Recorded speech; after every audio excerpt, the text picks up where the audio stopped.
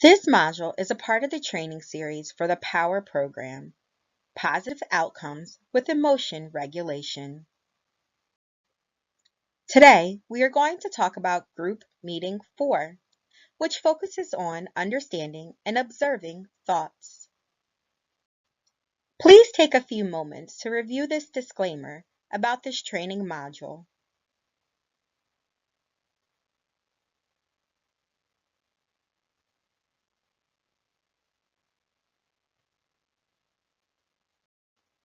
Our objectives for the students this week are: describe how emotions, thoughts, and behaviors influence one another.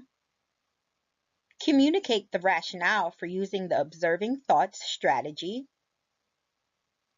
Identify the steps to using the observing thoughts strategy. And independently demonstrate the steps to the observing thoughts strategy. In Group Meeting 4, each student will need their student book, a writing utensil, and this week's challenge form. When you run the group meeting, you will need the agenda, the group expectations poster, and the challenge form that you completed from last week. For the activity this week, you will need to show a visual to the group, which can be found in the manual on page 86.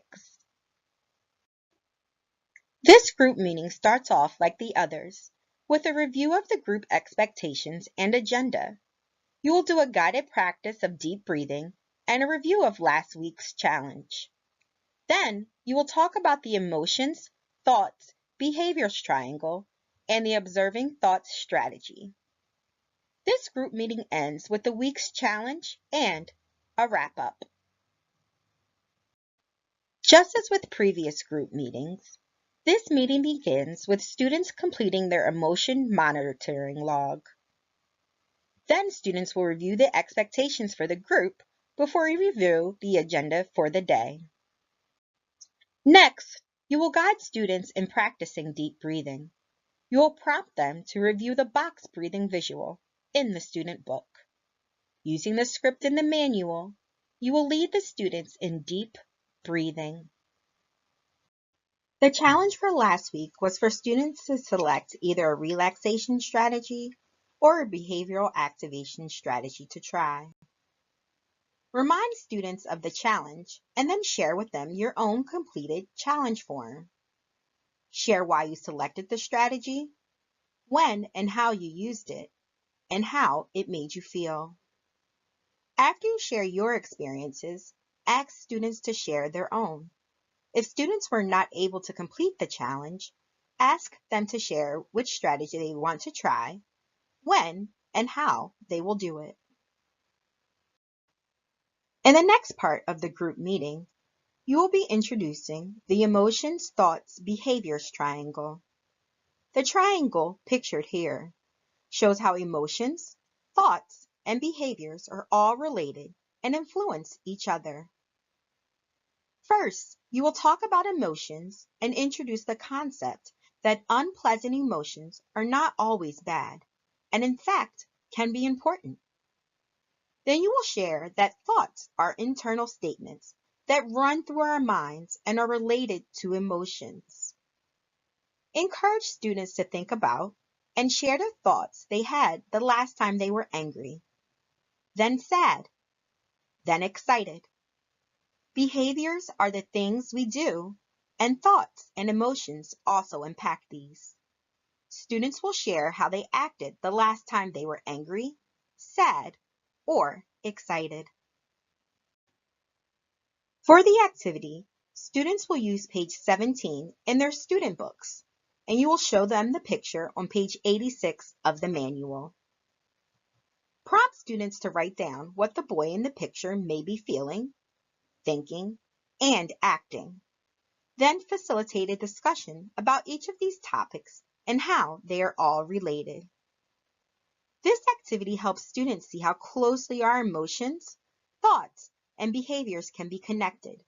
And by changing one point on the emotion, thoughts, behavior triangle, we can affect the other points on the triangle.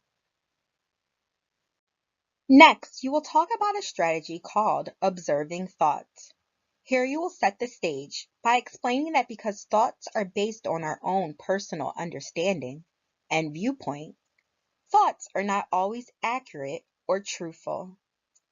They are also not always helpful, especially when we have unpleasant emotions. When thoughts pop up in our minds, we have to decide if the thought is worth paying attention to. You can prompt students to think of examples of thoughts that are worth paying attention to and those that are not. Ask students not to think about a pink elephant. Point out that when you did this, the first thing they likely thought about was a pink elephant. Unpleasant thoughts can be like pink elephants. The more we try to make them disappear, the more we may think about it and then feel worse. So instead of trying to get rid of unpleasant thoughts, we can learn to observe them. We can look at the thoughts with no judgment. Instead, we can become thought detectives and decide if the thought is accurate and helpful or not. In the guided practice, select any object in your space and ask students to observe it. Ask them to observe their thoughts as they come up. What is the thought? How does it come and go? Is it slow or fast? How does the thought make you feel?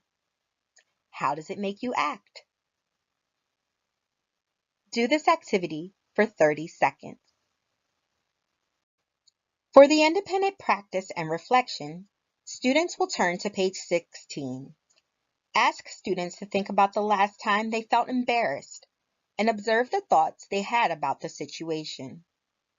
They will write these in the student book.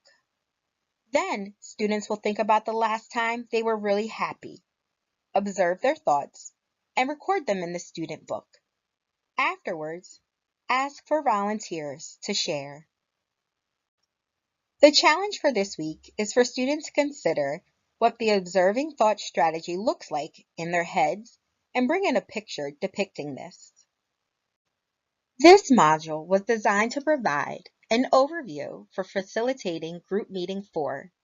See you next time for Module 5.